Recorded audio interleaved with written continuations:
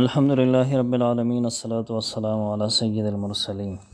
اللہم صلی علی سیدنا و مولانا محمد وعلی آل سیدنا و مولانا محمد صلاۃ تنجینا بها من جمیع الاحوال والآفات وتقضی لنا بها جمیع الحاجات وتطہرنا بها من جمیع السیئات وترفعنا بها عندك اعلی الدرجات وتبلغنا بها اقصى الغایات من جمیع الخیرات فی الحیاة وبعد الممات انک علی کل شیء قدیر۔ اما بعد،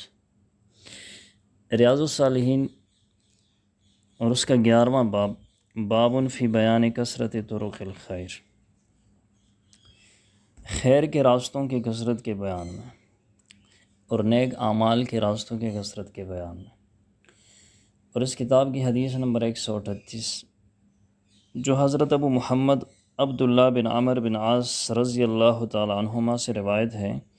وہ فرماتے ہیں قال رسول اللہ صلی اللہ علیہ وسلم، کہ رسول اللہ صلی اللہ علیہ وسلم نے ارشاد فرمایا،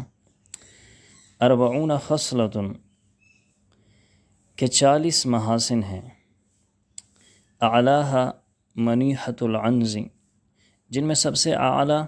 کسی کو عاریۃً دودھ دینے والی بکری دے دینا ہے۔ ما من عامل یعمل بخصلۃ منها رجاء ثوابها وتصدیق موعودها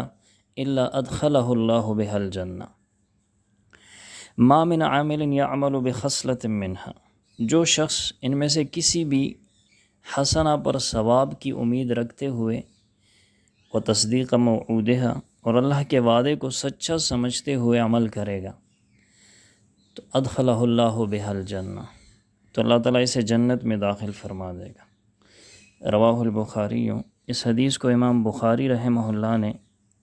روایت کیا ہے۔ رسول اکرم صلی اللہ علیہ وسلم نے ارشاد فرمایا کہ 40 محاسن یا 40 اچھی باتیں ہیں، جن میں سب سے بڑی یہ ہے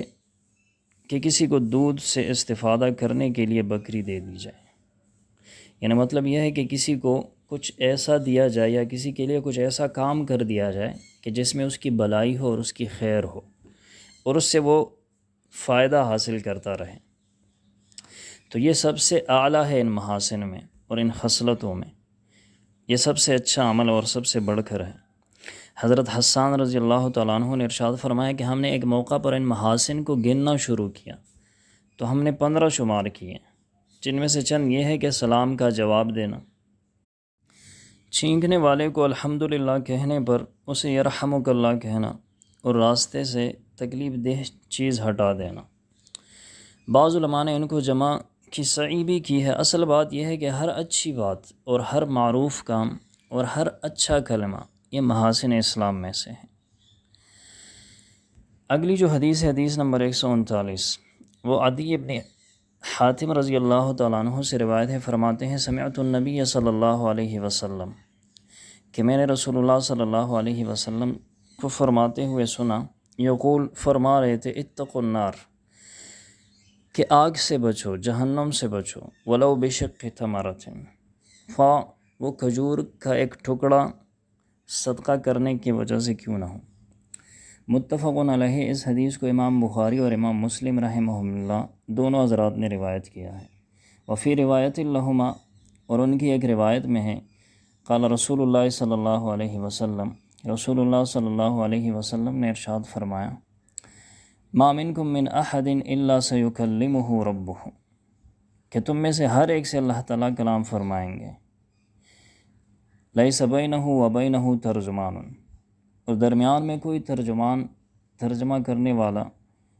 کوئی واسطہ نہیں ہوگا۔ فینظر ایمن منہ، ہر شخص اپنی دائیں جانب دیکھے گا، فلا یری الا ما قدم، تو اسے اپنے اعمال نظر آئیں گے۔ وینظر اشأم منہ، اور بائیں جانب دیکھے گا تو اپنے اعمال نظر آئیں گے۔ وینظر بین یدیہ فلا یری الا النار، اور جب اپنے سامنے دیکھیں گے تو اپنے منہ کے سامنے جہنم نظر آئے گی۔ فاتقوا النار ولو بشق تمرۃ، تو جہنم سے بچو اور اس آگ سے بچو، اگرچہ کھجور کا ایک ٹکڑا صدقہ کرو۔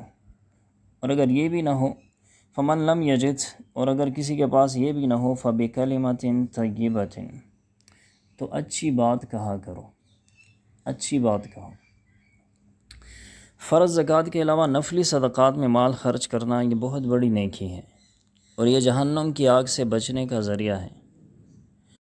جیسا کہ اللہ تعالیٰ نے ارشاد فرمایا ہے وَسَيُجَنَّبُهَا الْأَتْقَى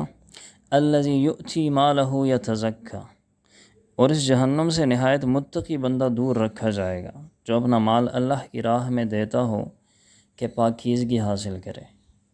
اس حدیث مبارک میں رسول اللہ صلی اللہ علیہ وسلم نے ارشاد فرمایا ہے کہ اعمال صالحہ کے ذریعے جہنم سے بچو اور اللہ کی راہ میں صدقہ کرو، اگر کچھ بھی نہ ہو سکے تو کھجور کا ایک ٹکڑا ہی دے دیا کرو۔ یہ نہ ہو کہ مال کثیر زیادہ مال کی گنجائش نہ ہو، زیادہ دینے کی گنجائش نہ ہو، اور کم سمجھ کر تھوڑا مال نہ دیا جائے، بلکہ جو کچھ جس وقت ہو وہ اللہ کی راہ میں دے دیا کرو، کیونکہ اس کے یہاں حساب نیت کا ہے۔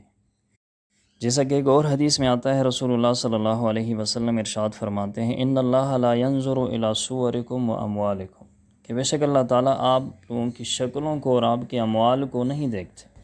ولکن ينظر الى قلوبکم واعمالکم، لیکن اللہ تعالیٰ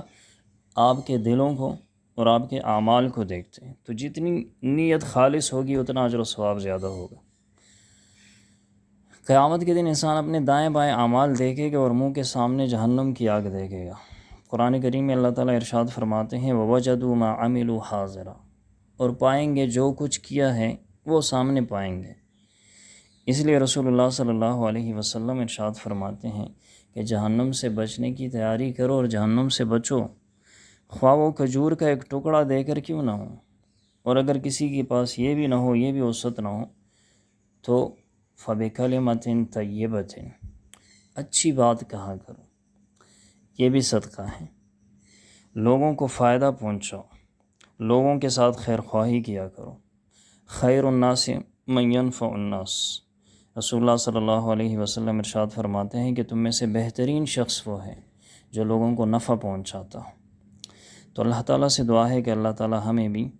ان بہترین لوگوں میں شامل فرمائیں جو لوگوں کو نفع پہنچاتے ہیں اور لوگوں کو کے ساتھ خیر خواہی اور بلائی کا معاملہ کرتے ہیں۔